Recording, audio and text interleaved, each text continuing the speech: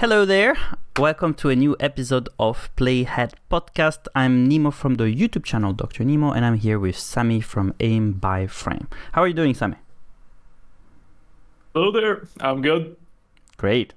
So today we want to chat about a few things. We don't have to introduce ourselves since we did that last time. Last time we also talked about our creative process. Today we are going to talk about how to grab the attention of the viewers. In particular, we're going to deep dive into how we make our thumbnails. If we lean towards something a bit clickbaity or not, what is legit or not clickbait. So how to grab the attention of a viewer who has not seen the video yet. Then we will talk a little bit about how we build a video in terms of storytelling, for example. So in this case, we will focus on, okay, a person is now watching the video, how do we make them keep watching the video? And then the last point of today's agenda is to talk about our channel's identity. Some video can have a very sporadic style that changes between videos, or not have a overall color scheme. How is it for us? Why is it important? And I think this part is more related to, okay, someone has seen the video now, how do we make the person, the viewer, keep watching other videos on our channel? So yeah, we can start with thumbnails, if you're okay with that, Sami. Of course, I got also my thumbnails open here. Cool. No, I will show them actually. So how do you build your thumbnail? Is this something that you think at the end of a video, of making a video, or is it something that you think about in the middle, or is it something that do you have an idea even already with the title of your YouTube video? Well, yeah, the first thing I think about nowadays is the title of the video, because I think that's gonna be like the attention grabber for a lot of the audience. So if the title itself can work almost as like a pitch to the audience, and here you go, you can here's an idea that sounds interesting, and they're like, ooh, this is, yeah, I'd like to know more about this specific topic. That's what I start with. Early on, I think I didn't think about like either the topic of not the topic, the title of the video and the thumbnail. I would just leave that until the very end. Like my first ever video, if you scroll down, it's about a rare animated film by the art director of The Nightmare Before Christmas. But I didn't know exactly how to title it at the time, and I was still using specific like series, a title for a specific series I was doing. But like I said last time, people, if I didn't have enough of an audience, they're not really gonna care about the title of the specific series. They're not gonna know what that series is about. Yeah. So I had to restructure it in a way to pitch it to them a little bit better. At first, the thumbnail was just literally text on a black background. It wasn't very eye-catching. It wasn't eye-catching at all, actually. So eventually, after a few more videos, I went back and I'm like, I could spice things up a little bit more. So for the first one, a rare film by the art director of The Nightmare Before Christmas, I was like, okay, so Jack Skellington from The Nightmare Before Christmas, he's a very iconic figure from that movie. That's people will recognize that character and will be like, ooh, what's that? So I tried to incorporate him with into the thumbnail, and I was like, okay, maybe he can hold like a copy of the DVD of that rare film that he's talking about. Okay, I'm gonna center it. I'm gonna say Photoshop his hand, but honestly, I did this image in Premiere.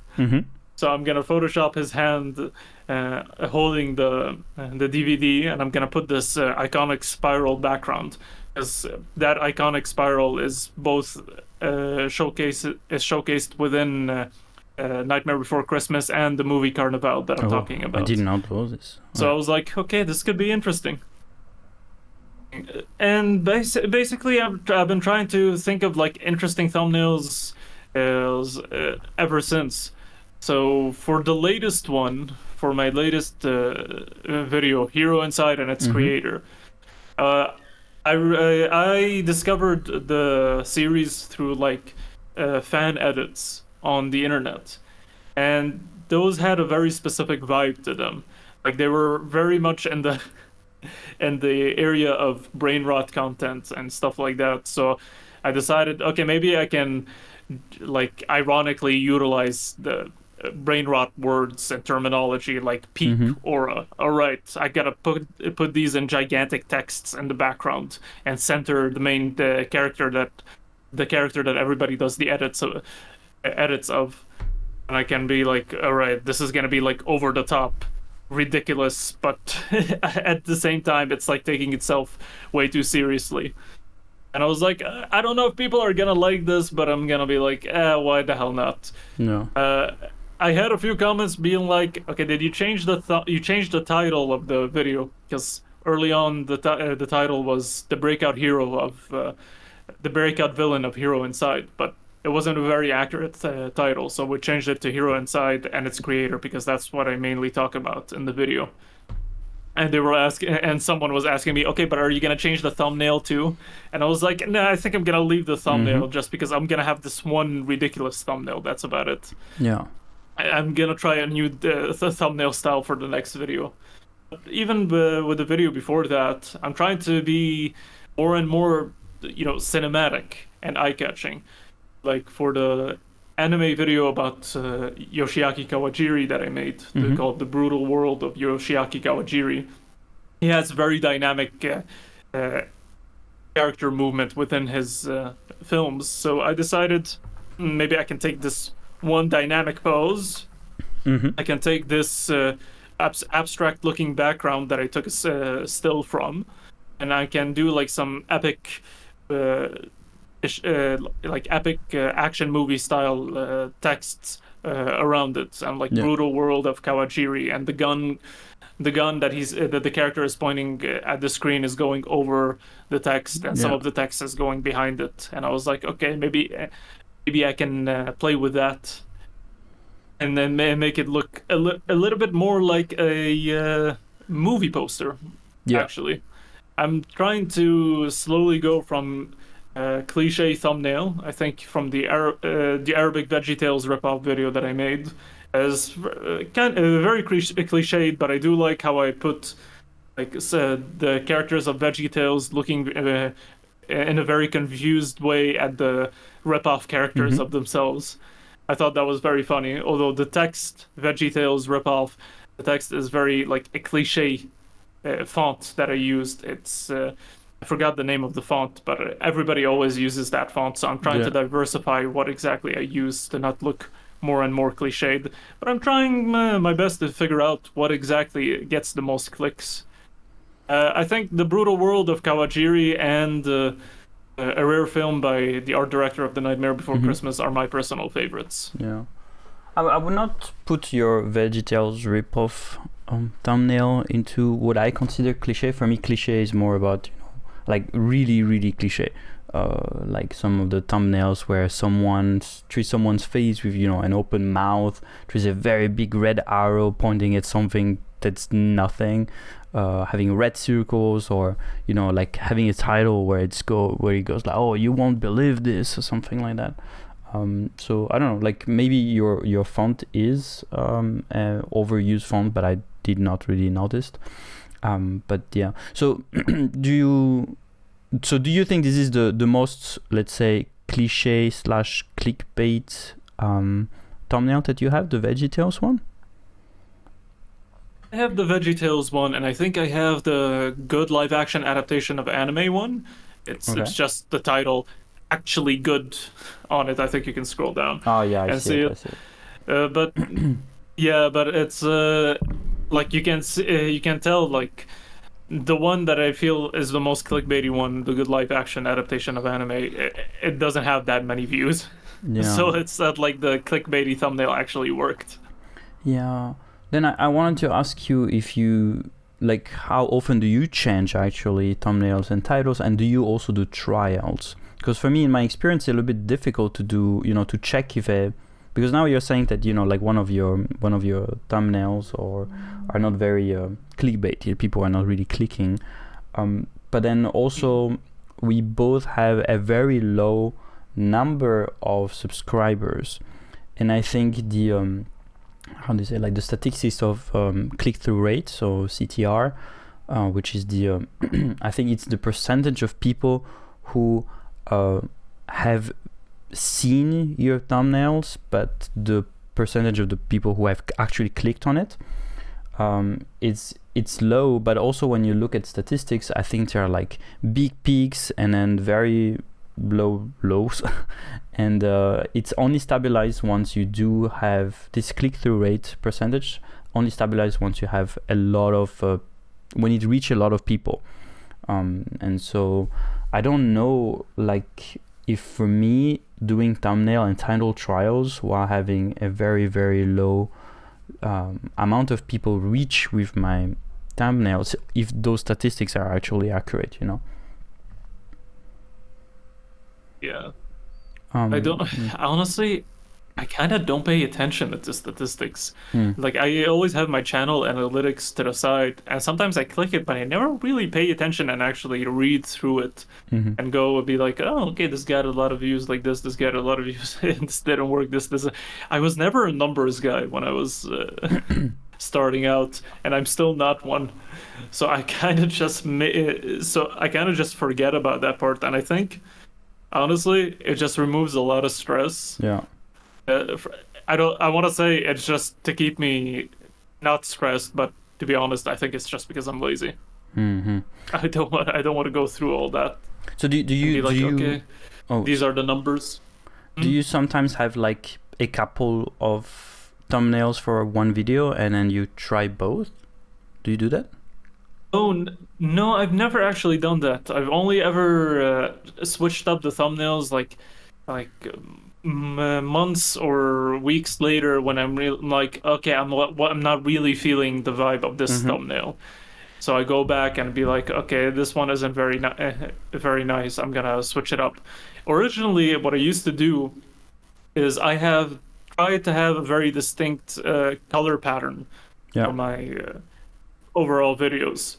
The theme of my channel would have been something like digital lava lamp, almost, because that's the background animation that I use, and that's what I use in the wallpaper for my channel. So what I tried to integrate it into all my thumbnails, but it was not working. It looked unlegible. It wasn't very interesting in a thumbnail. So for a while, a lot of my videos had that as a thumbnail. But then I went back and switched it to new versions, each more unique and distinct to that specific video. Yeah, you still have it on the search for Aqua Kids? The search for Aqua Kids is the only one that sort of still has it. Like it has it as like a contour around it, like a framed edge. Cool. Well, thank you for sharing. So regarding my thumbnail process, I'm very bad at it. I really hate it. And I wish one day someone could do like thumbnails for me. And I don't know, I feel like I will be even a bit frustrated because I know that I should do a bit more, I don't know, like clickbaity stuff. And one day if I pay someone and they're gonna do something that's gonna work very well, but it's not so truly me because it goes a bit away from, you know, I don't know, I don't like doing clickbaity stuff, like all those things that I listed. Are not things I would like to see on my thumbnails, even though sometimes I do have to. So most of my thumbnails I use the same background color. So we can talk a little bit more about this in the third point of today's agenda with the channel's identity. But I try to make the thumbnail look a bit consistent. So you do have the same type of blue, which today I find a bit boring, but it was the blue that I've used a lot during my animations, during videos, and I'm almost all the time, my face is almost all the time on the thumbnail. This was not because I thought my face is clickbait. It's more to, build a channel identity, and people would click on it because they know it's my video. Even though I think this is not a particularly good move at the beginning, when you are not very well known, people are like, oh, who's that person? And they're not gonna click on it. But I like the idea of having, consistency across my thumbnails, and having me, a picture of me, and next to me, like on the background, my blue color, and next to me having a drawing or something very iconic from the video itself. And then I don't know, I think it has been nowadays, I think when people think about nowadays when people think about thumbnails, I think mostly the Mr. Beast style of thumbnails comes to mind. Like that's, I think, that become the most generic way to clickbait the audience and catch their attention. Yeah, everybody. I think as soon as like he figured out that formula, everybody started copying it. Yeah, but I have something that goes a little bit in that direction, right? Like I choose my face. I have a little white outline around me to make myself pop out of the thumbnail, and I choose a big white text that sometimes has a bit of a neon color around it.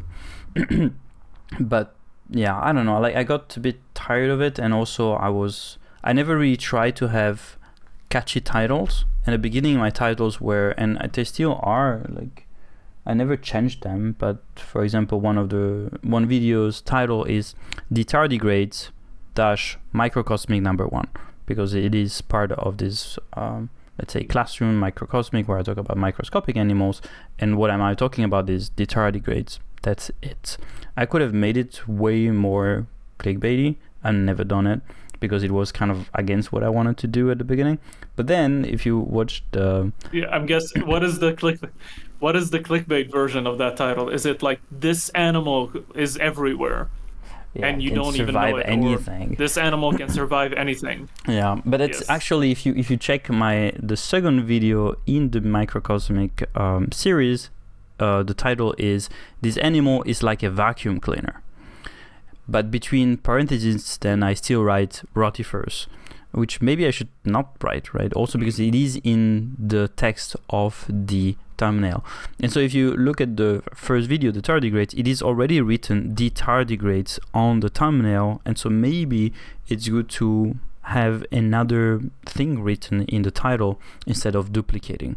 But at the beginning, I never really thought about that. And I think maybe I should go back and change, because actually the tardigrades video might be the video with the most views, because it was the one that Austin McConnell suggested at the time for my channel. Shouted out. Yeah, yes. He shouted that one, and yeah, so it has almost 20,000 views, and maybe I should change. But then later I think I don't know, I choose one thumbnail that I think works the best, because it's the one that has the most views, not shout out, and it's 20,000 views. It's "Why does all plastic turn yellow and how to reverse it?" And the thumbnail, I'm the thumbnail, but essentially choose an arrow. Look at that. Choose a Game Boy that's with the right color in one hand, and then a yellow Game Boy in my other hand, and then choose an arrow going from the normal color one to the yellow color one with a question mark. And that actually does very good, and I think the click-through rate is probably around 6% or something like that. And yeah, after that, I don't know, I just do whatever I feel, and usually I don't think about the thumbnail until I'm really done. Essentially, I'm uploading the video already, and then I'm like, I need to make a thumbnail now. And I'm always doing it on a rush, and I don't like it, but also I really dislike spending a lot of time on my thumbnails. But I did use some of those clickbait features. There's the "How do animals fool their predators" video with written "camouflage biology" on the thumbnail, and trees not the red circle, but there's a red contour of an octopus doing camouflage, so you can't actually see them if there was not this red contour. but also trees octopus written in red with a red arrow. Oh my god, actually I said I didn't want to have that stuff, and I do have that stuff on my YouTube channel. Oh, and yeah, and I don't know, like trees. The most clickbait thumbnail I have is a video about the science of homosexuality and why it doesn't matter, but the thumbnail has me and Nick from Soundly Awake, both of us with an open mouth, with a question mark and a big white text in the middle, which says, "Why are you gay?" Which is also a reference to an online meme. Classic. But this worked also very good, but also because I think people were like, oh, this might be a very problematic video, let me click on it to see what they say. And in the end, I don't think I say things that are too problematic. I'm more on the side of, people have tried to study homosexuality, but in the end, this makes absolutely, it's not that it doesn't make sense, but it's just that it really doesn't matter what science says about homosexuality. Anyway, I really like that video, but I like the thumbnail, even though sometimes I'm a bit scared because I know that people click on it not for good reasons. They're just like, we're gonna watch a video where this YouTuber says something very bad and then we're gonna cancel them or whatever. Not that and then so I'm gonna be a little bit more positive and just say they found it funny. Yeah, but not everybody get the reference, I think. Yeah. So I kept the blue background for a very long time, and then I started moving to a series which is a bit different with the biofilm series where I talk about movies, and now I'm not integrating my face anymore, and it's generally the monster of the movie with just biology of something, biology of predator, or the things biology. Yeah, that's biology the style of of thumbnail that I relate to the most. Yeah, I like it. It feels a bit far, like there's a clear distinction between those three compared to the rest of my channel. And also those videos, they arrive at a point in my in the life of my channel where I did not produce much, and so the numbers are very low, but they might not be very low because of the content of the let's say clickbait potential of the thumbnail and title. It's also because it's reaching less people because I've been producing less. So it's a bit difficult to say what is best, what works and what doesn't work on the channel, but I'm trying different things. I never really tried to do thumbnail and title trials. Usually I do have 2 or 3 thumbnails that are very similar but not the same that I try. It's just that I'm reaching such a low number of people, I don't think it really changes anything. So yeah, after maybe 24 hours sometimes I change it, and in the end I think it's a bit more like you. I think I'm trying to do it for the numbers, but I think the numbers are not really changing. And so in the end, I'm just trying different ones to see which one fits better with the aesthetic of the YouTube channel, which one I like better.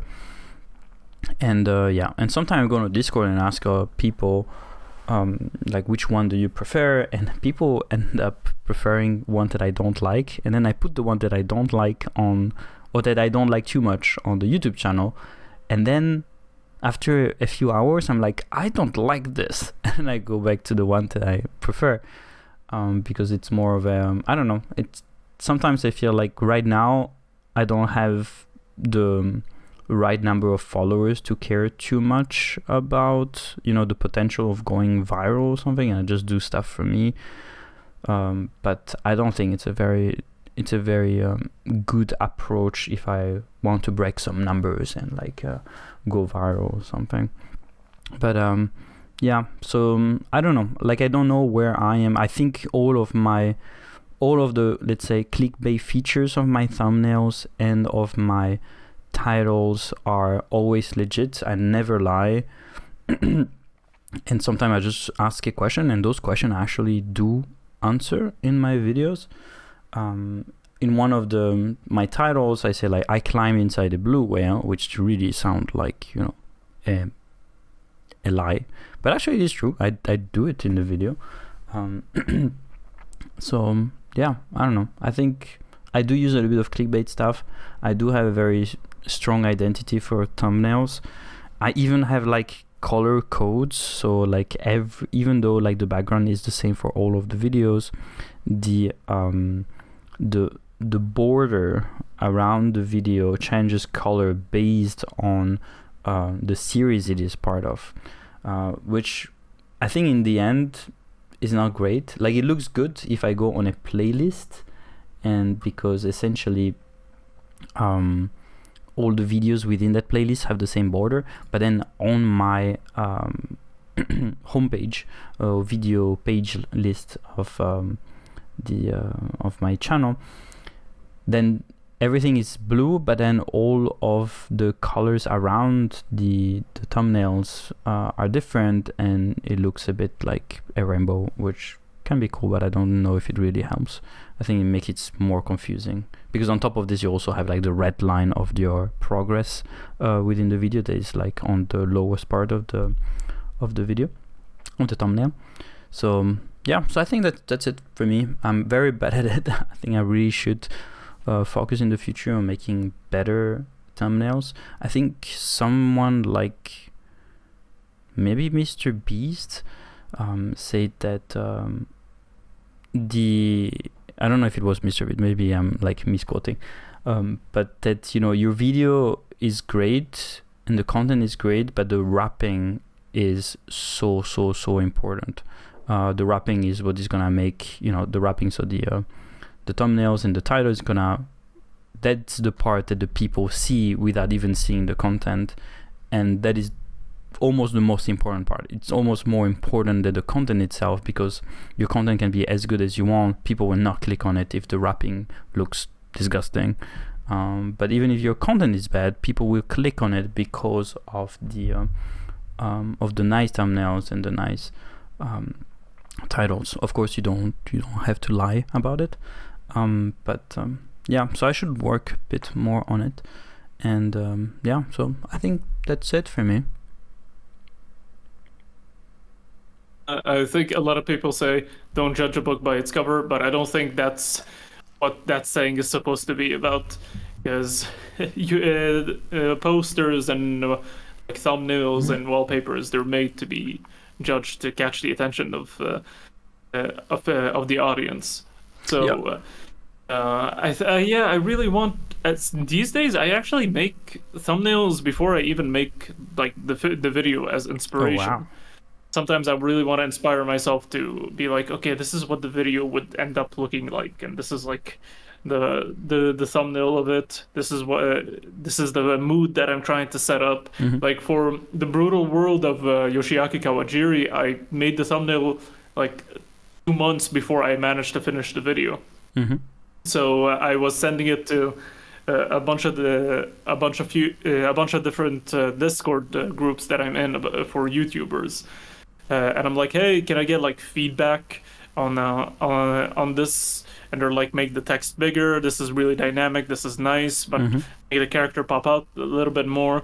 And I followed all their notes to the point where eventually, when I actually finished the video and shared it on the group, they were like, I feel like I've seen this video before. And I'm like, yeah, I shared the thumbnail like 2 months ago. Yeah. And they're like, oh, it took you that long? And I'm like, yeah. And they're like, same. It takes me that long to finish a video too. Yeah. That's funny that you do it before, but it makes total sense, I think. Cool. So let's move on to more like now people have clicked on the video, right? And they are on your video. What are they gonna see? Like do you structure your videos all the same? Do you have like, I don't know, maybe you don't think about it, just write and that's it? Do you think it's important? Do you really try to tell a story, or I don't know, like do you go in a very linear way, or do you take tangents? How do your videos look like when we click on it in terms of, you know, content, story, essentially? Yeah, these days I'm very much focused on like the storytelling aspect of my video. The video itself may be a topic about the movie, but of course there is the story of how the movie or TV show or piece of media was made, with the creator behind it. And I try as much as I can to have like an emotional arc nowadays in my videos.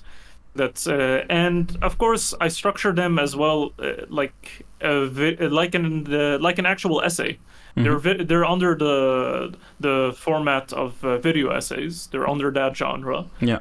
So I'm like, okay, let me just write it the same way that I used to write my high school essays. I don't have to go super advanced on the writing part, but I'm gonna be like, okay, attention grabber. That's how an essay usually starts. So I'm gonna do the same thing with my video. I'm gonna try to say one line or one piece or something that really captures the audience's attention, and I try to make the edit as well as eye-catchy as possible. So that's really how I structure it. Attention grabber, 3 body paragraphs, and of course a conclusion with an emotional arc all throughout. Yeah, that's good. I don't think I've ever thought about too much the storytelling. Like in my case, the storytelling, I would say that I try to infuse some lore and skits and music and stuff like that in my videos, but I never really think about an arc or different acts or something like that. Because of what I talk about, usually there is always a main topic, and I do take some tangents, but sometimes I do have to take some tangents because, I'm explaining some scientific concept, and I have to I talk about the topic, and then I talk about the topic in another animal, but then there are new words that come out that I've not explained, and then I have to go a little bit on a tangent on explaining what that word is for, or where it comes from, and stuff like that. But yeah, I don't know. I never really think of it as a story usually. I just write, and then, I put them in an order that makes sense, and then I try to break the rhythm, because sometimes my rhythm is a bit educational, and so it's like a lot of information to absorb. And even though I try to have a style that is not feels too much like a classroom, I still try to, okay, let's break it here, let's add a joke here. I haven't had a joke in a long time, or let's add a skit here, or let's add a musical piece in here, so that people don't get too bored with like scientific knowledge and stuff. So that's mostly it for me. I never really think too much of the first few seconds of a video. It's something I should really work on. And yeah, the other thing I wanted to say is that I do have a not a title card, but like more of an intro sequence that's like the intro sequence of my channel. That's like, I think 15-ish seconds, something like that. Or maybe, is it too long? Maybe 17 seconds, something like that. And so usually I do a little introduction. The animation one. Yeah, the one animated hand by hand, which I did at the beginning of my YouTube channel. So even before doing anything, this is the one. Actually, the first thing I've ever done for my YouTube channel was drawing that animation. Maybe I can show it. But yeah. So what I want to say is just that usually I do a little. I'm gonna show it here. A little introduction, just to explain what I'm gonna talk about today.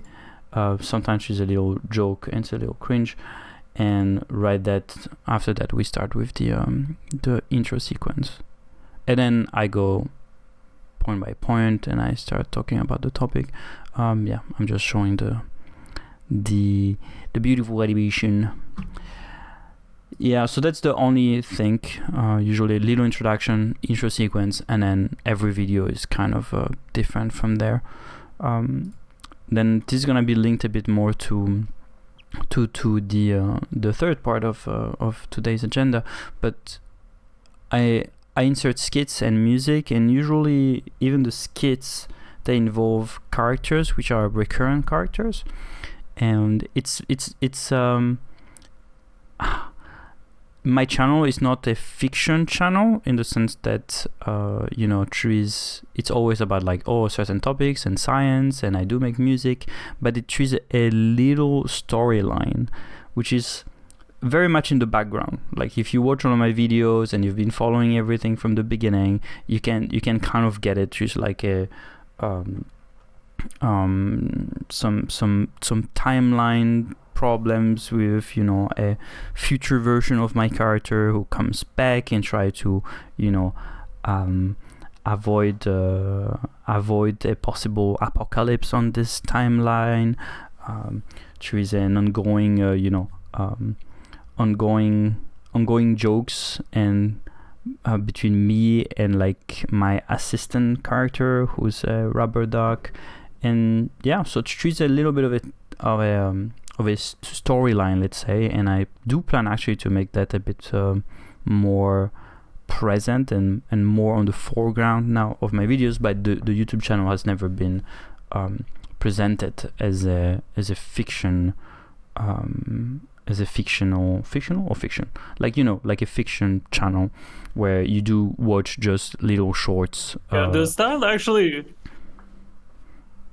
style of adding lore and like recurring characters and stuff like that, it's very much classic, like golden age internet, I'm gonna call it. When it I remember Channel Awesome's Nostalgia Critic. He was one of the first I used to watch that did the whole reoccurring characters or skits that exist within the review or something like that, within the topic that he's covering. And there's of course the Angry Video Game Nerd and his French counterpart, Le Joueur du Grenier, I used to watch as well. He had the same style. Yeah. Of just building up sketches and characters, and they're interacting, and then somehow the topic goes into the movie, and their sketches also interlace with the film, and they have the conclusion of what they think about the film is also connected with the sketch and whatnot. So it's very fun. A lot of times it can come off as very cringy at times, but that's just the internet for you. Everybody's trying different comedic styles. Some of it ages well, some of it does not. Nowadays, when I'm making my videos, early on, you can see throughout if you watch it in order of release. There's a lot of talking. Sometimes I go on tangents like you do, but it goes to the point where I'm just yapping at times. So nowadays I'm trying to figure out, okay, how can I make this the most entertaining as a video it can be to the audience, with me giving as much information as I want to give out on a certain topic, and make it feel more documentary style than just me just talking and having people lose interest to what I'm saying. So I'm trying to make sure that everything that comes out of my mouth is like super important, is like very important to the topic that I at hand, and it's actually very interesting, and they're like, oh, okay, I didn't know this is a new fact that I did not know about this. Oh my god, this is how that specific piece of media came to me after all this work that the creator did on other things, and yada yada. And eventually I kind of want to make my videos feel a bit more timeless, because right now I do utilize a lot of jokes, a lot of memes, and sometimes the memes are very much makes the video a product of its time, because not all memes age. Not all internet jokes are gonna age in the same way. Some of them are gonna be very outdated in just like a couple of months. So I try my best to make the style of my videos fit like the meme formats that are usually found on the internet and people enjoy, but make them unique to that video and have them, you know, stand the test of time a little bit better. I think the latest two videos are gonna age the best, I feel personally. I don't know, only time can tell, but there's a few others jokes and bits that are in my earliest videos that I'm like, okay, this is probably not gonna be funny in like 2 weeks. I don't know. So I'm trying my best to just make sure the video can be enjoyed even long after it's been uploaded. Yeah, that's good. What about short form content? Do you make them? Is it something you really want to focus on in the future? do enjoy short form content a lot, even though a lot of people, when I first started, they complained about how lazy it was and stuff like that.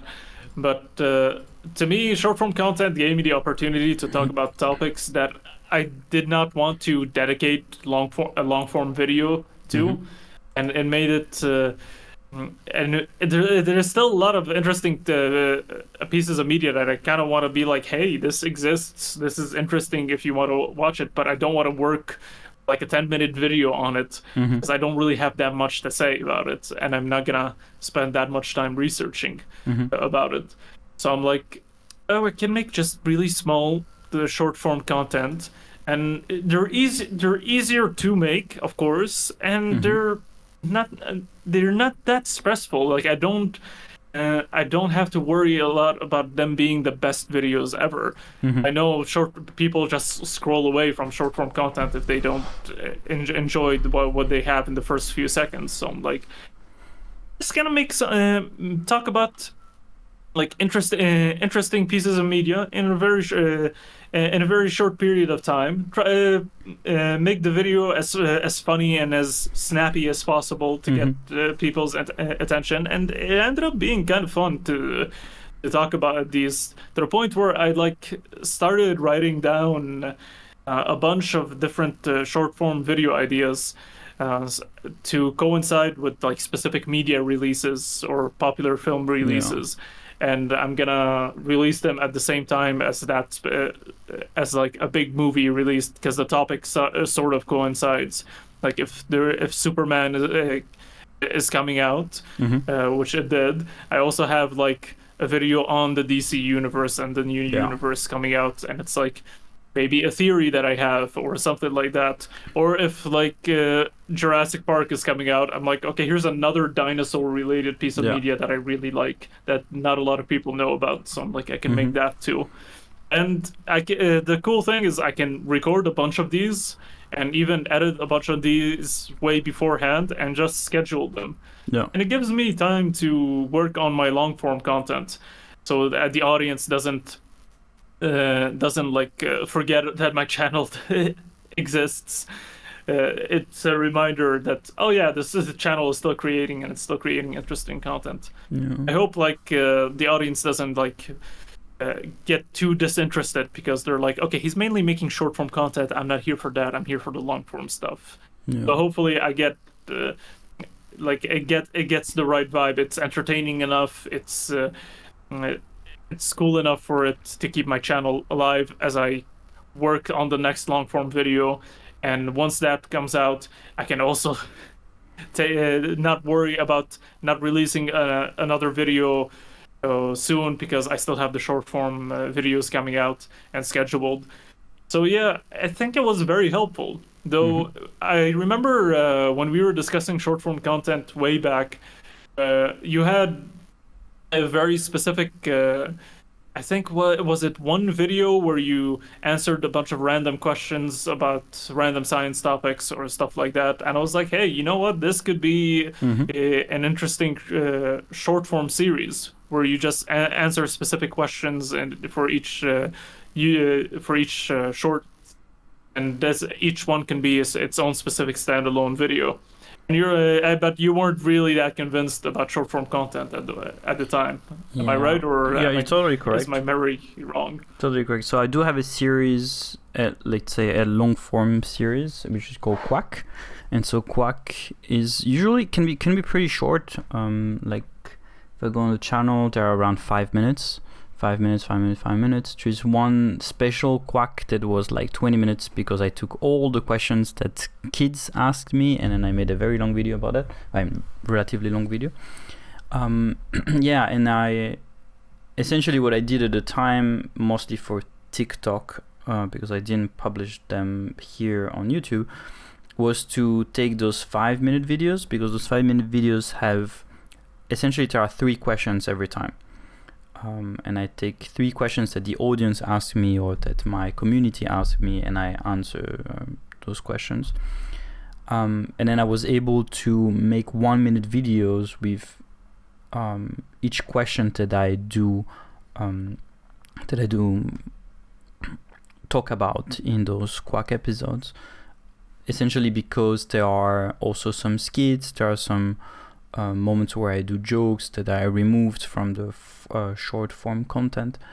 But yeah, I don't know, I never really liked that because it felt more of a, I don't want to say like, you know, not a Frankenstein monster, but like something that I adapted something that was not meant to be a short form content. It was a long form content, and I had to cut it to make it look like a short form content. I don't really like that process because that's not how I shot it. It's not how I thought about it when I made it. And I only did one short form content, and it was for a specifically short, and it was what color is coronavirus, and it was for a Veritasium contest. I really liked the video. A lot of people actually criticized it from a scientific point of view, and I think it's a problem of definition, how you do define colors. But we don't have to go into the problems and the inaccuracy of the scientific inaccuracy of my YouTube channel sometimes. And so I don't like short form content, and I think I really should do more because they work very well. But I don't know. I think it's a very hard job already to talk about scientific concepts and simplify, generalize, and, you know, make a summary of those topics that you can cramp into a 10-minute video. I feel already that I'm, you know, putting a lot of information on the side and not being really completely accurate by talking about a topic just for 10 minutes. And so I don't necessarily agree, at least for me, with the idea that making short form content is easier, because I want to talk about stuff, and when I talk about stuff, I feel like 1 minute is really, really too short. So unless I change the question I want to talk about, I do have a couple of ideas lately that I think could fit, but I still, I don't know, I still feel like I want to talk more. I want to be there. I want to have more space to do a little music skit, or having a music piece in it, or having a skit or something. And sometimes just, you know, 1 minute feels way too short to me. And I don't know. I don't know. Like, I have to rethink the way I shoot vertically and all of that. And I don't know. It never really talked to me, and I think part of me is also annoyed at the idea that I've been making long form content for a long time, and at a certain point there was this, I think shorts were not really a thing 5 years ago, and then all of a sudden shorts became like so prevalent everywhere, whether it was on YouTube, on TikTok and Instagram, and how viral they went with so little information, because it's just like 1 minute video, and that really annoyed me to the point where I don't want to do. Sometimes. Yeah, you. Sorry. Sometimes when I open my phone and open the YouTube app, it just opens shorts on its own, and I'm like, I don't want to watch shorts. I want to watch my long form content. No. That's why I'm on YouTube. But YouTube now pushes shorts a lot. Yeah, and I know sometimes, like, it's like the clickbait stuff. I need to keep up, you know, with like what's trendy and what works. But sometimes it just feels like betrayal of who I am and what I want to do on YouTube, and I just don't like that. I know I should be more present on Instagram. I should be more present on TikTok. It's also a lot of more work, but I thought that, for example, readapting some of my videos into shorts would be easier. But I actually don't think it is actually that easier. So short form content, not my thing, but I really think that I should work on it and make some, not a lot, but just a few. I think it could help the channel also grab some. What I find helpful with short form content is that you can take clips from your long form content and just use the short form as almost like a pitch for a trailer for the longer video. No. Literally, I would take parts of my long form content, reformat it to be vertical, and I'm like, okay, this I know it's gonna be an attention grabber as a short form piece of content. So like people that are scrolling and it suddenly shows up in their feed, they're gonna be interested in it. And in the end of the video, I'm like, if you want to know more, watch my long form content, and there is already a link linking it to the longer form content. So I'm like, okay, I could do that as well. And I feel it is helpful to promote the content that you really like making. So I don't try to fight it. I don't try to fight it, even though short form content was never like the plan for me to start making, and I was never really interested in short form content. There's a lot of benefits that come with it. So I'm like, okay, let me just see what I can do with that. And when it came to like TikTok and Instagram, okay, I don't give that much attention to my TikTok or Instagram at all, to the point where it's just, I think my TikTok is dying. It barely gets any views. Same for my Instagram page. Nowadays, I'm just like, whenever I make content for YouTube, I just repost it onto Instagram and onto TikTok, just to diversify my social media presence. Yeah. But I really don't care about any of these platforms. No. We will talk a bit more about our presence on social media in another episode, so that will be interesting. So now we start talking about the channel's identity, and we talked a little bit about overall color scheme, also a little bit of how similar are our videos between them, and if we try to have a consistent style and everything. Like, the question that I have for you is like, why did you choose that name? Aim by frame. Yeah. Aim by frame. It first started as a pun, because it was going to be centered around films and filmmaking at first. There's the term frame by frame, which is usually when you mess up something when I used to mess up something in post production, or mess up something during like filming, somebody would yell out, okay, we're gonna remove this object frame by frame in the edit. And part of me would die because I'd be the guy that has to fix that. Yeah. So frame by frame is you're literally going frame by frame on the footage to try and make it perfect. And aim by frame is just every single frame in the video or in the movie or in whatnot has a goal, is as important as the next frame. Yeah. So it kind of like merged them as like aim by frame. And I was like, I don't know if that's gonna make sense to anybody else, but it has a nice ring to it to me. So I'm like, okay, I'm gonna stick with it.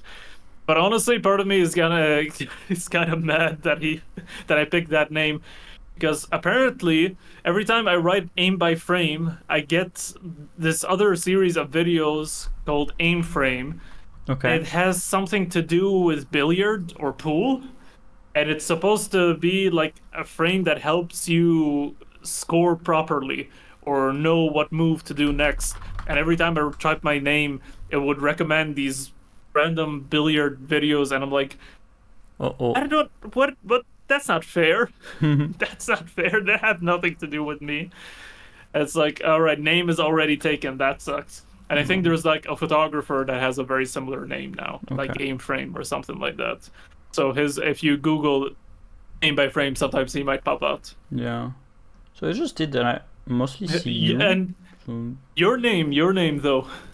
I was like, I could have sworn that your YouTube name was based off of like Jules Verne's books with Captain Nemo and stuff like that. To the point where I just was telling random people, it's like, oh no, it's based off of that, but I never actually fact check it with you. Yeah, so is it actually based on Jules Verne? Kind of. Like I think she's an FAQ, and I think someone asked me and I told them, but it might be one of the answers. I don't remember if I actually said it on the YouTube channel. So Dr. Nemo. So the first thing I want to say is that I wanted the channel to have the name of the character. it was very important to me, and it's the same logic behind the fact that on each thumbnails you do see my face. And I wanted to make sure that the actual content of my YouTube channel is technically not science, but it is me, or at least this character that people would like to, watch. And I can talk about anything. The idea is that Arthur is this recurring character. So I wanted to be in front of the camera, in front of the camera, and I wanted to be, to have a character. And I thought a lot about the character. I needed something that made sense, but also that sounded good. Today I really like the word, to pronounce Dr. Nemo. It sounds satisfying to pronounce. And yeah, Nemo it's a word that people have used at least a couple of times, like in pop culture, and it's always associated with the sea, because Nemo is, of course, Captain Nemo from Jules Verne's, how do you call it in English? 20,000 Leagues Under the Sea? 1,000 Leaps Under the Sea. 1,000? 20,000? 10,000? It's more than 1,000, but I don't remember. I forgot. And, wait, hold on. Let me write. Yeah, you can check it. And and of course there's Nemo, like the fish from the Pixar movie Finding Nemo. And so this was already how do you say it, a reference to the sea. And I'm a marine biologist by training, even though today I'm a neuroscientist. And many of the things I was talking on the channel at the beginning had to do with marine biology, in particular talking about cephalopods. Yeah. So that's one thing. The other thing is also that I liked the almost a dichotomy between Doctor and Nemo, because Doctor, it's a title, it's a high education title, and Nemo comes from Latin and means nobody, actually. And so I like the idea that you could do science as a nobody. Like, you don't have to be someone that actually, you don't have to be a researcher with a great reputation, a great career to do science. Anybody can do science. So there was this big title next to nobody that I really liked, and it made sense for me, and it sounded, I like the sound of it. I should go back to my notes, and I probably had other names for Dr. Nemo, and I actually don't remember them, but it would have been cool to talk about this, and like parallel universes where my YouTube channel would have had another name. Actually, before being Dr. Nemo, I did mention this in the previous episode, I was doing some cartoons and drawings to do science communication, but more on more not video, more like still images, on Facebook and Instagram. And at the time I used to call that page Krakenology, because it was the study of krakens.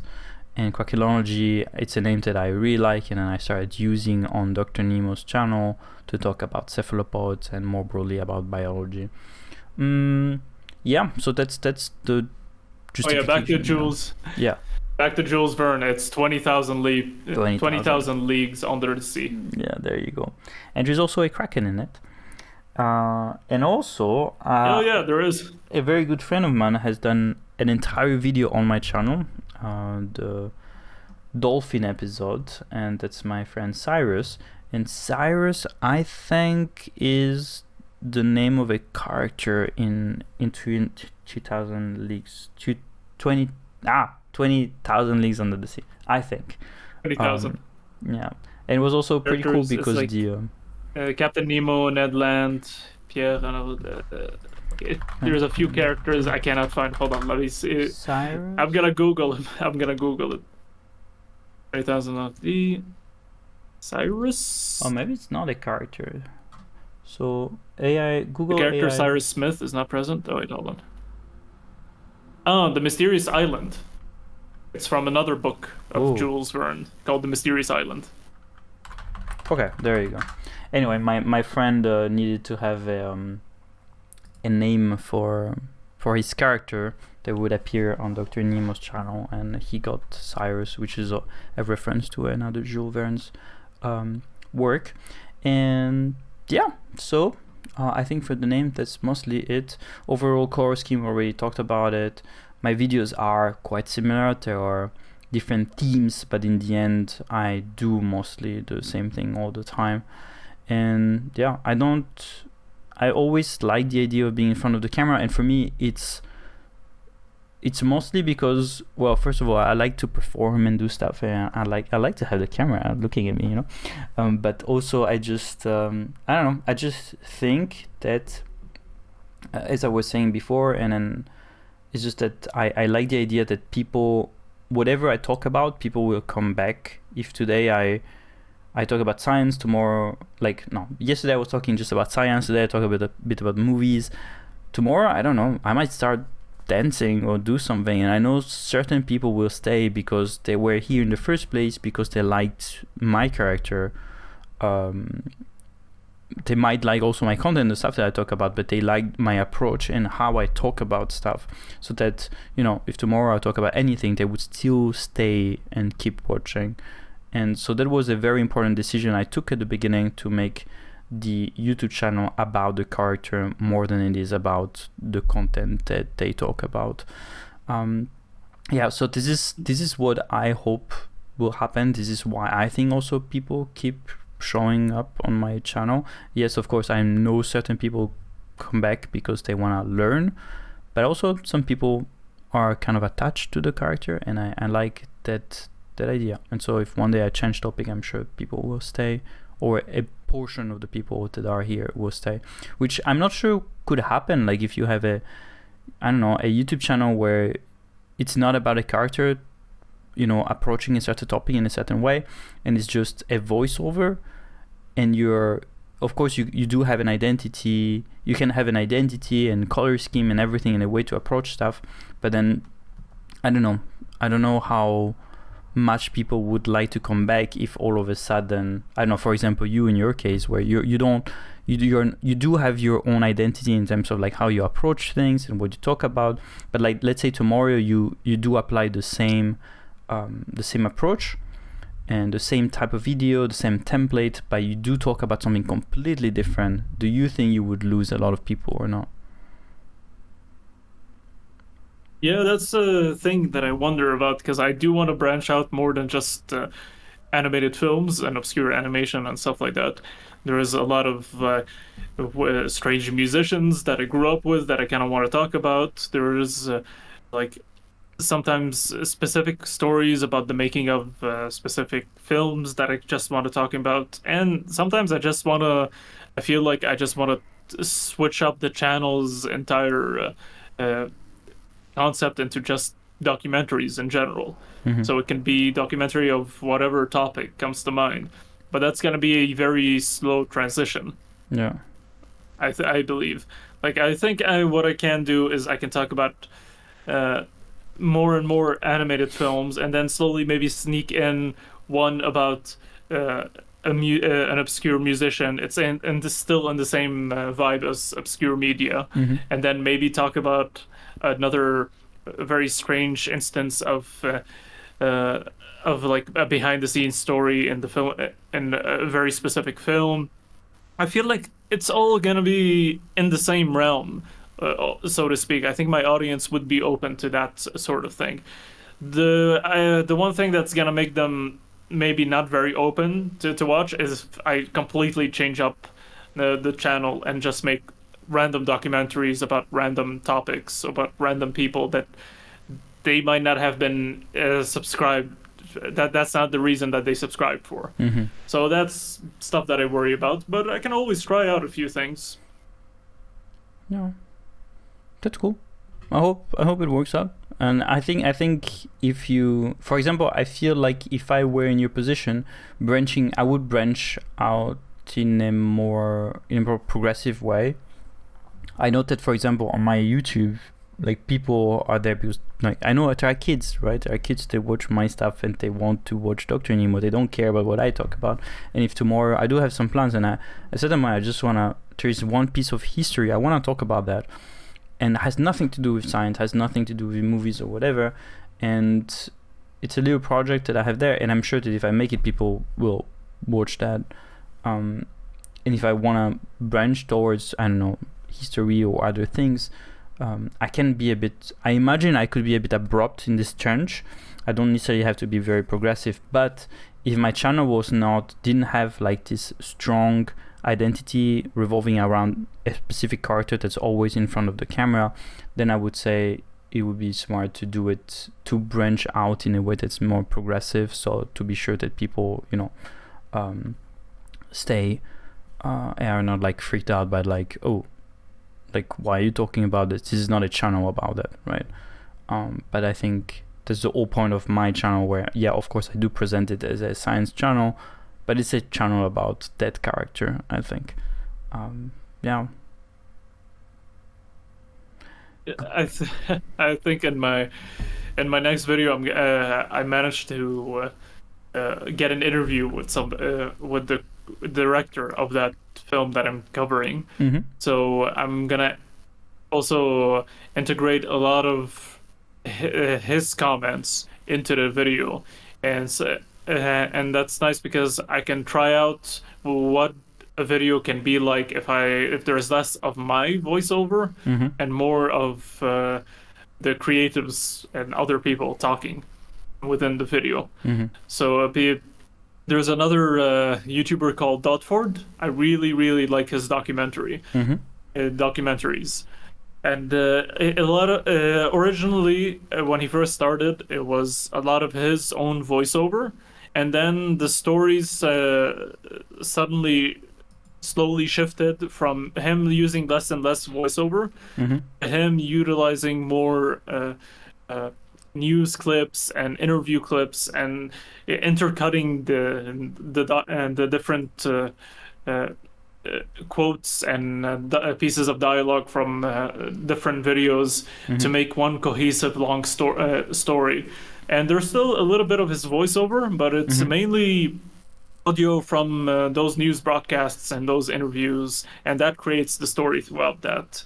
Yeah. And I really like that style. I mean, I want to try it out a little bit in the future. Cool.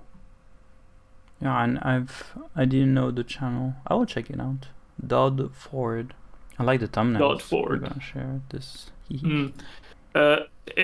He's one of the people that made a very iconic style of thumbnails, and now a lot of people are copying it. Oh, actually, I don't think I've ever seen anything like this before. Dodd Ford. I think it's in my area of. Yeah. It's more in my niche. So it's the stuff that I usually watch. So I see a lot of the people doing he does the ripped paper thing sometimes. Yeah. With the text on it, and it's like, yeah, it's a very interesting style of thumbnail. So a lot of people sometimes copy it. Yeah, I like that. Cool. Oh yeah, the many faces of Donald Glover. That was like the one video that everybody started copying Mm-hmm. the thumbnail of. Cool. Okay, Sami. I think we have talked about all the things we wanted to talk about today. It was nice. I think so. I can't think of anything else I'd like to say. No, I think channel identity, storytelling. What do your thumbnails look like? We have talked about all the things we want to talk today. Next time we'll probably talk a bit about community, how we consolidate our own community, what is our relationship with specific video genre communities like science entertainment and lost media. Like, are you in contact with other YouTubers or group of YouTubers? How do you promote your content, your presence on social media and stuff like that? Yeah, I don't know if we will have time to talk about something else. We will think about it, but I think it would be good to talk about everything around the YouTube, the video making process. So how do you promote stuff and how do you build a community around all of that? Yeah, that's exciting. I'm very happy I had the opportunity to chat with you today. Thanks. Happy to be here. Then see you next time, people. Ciao. See you.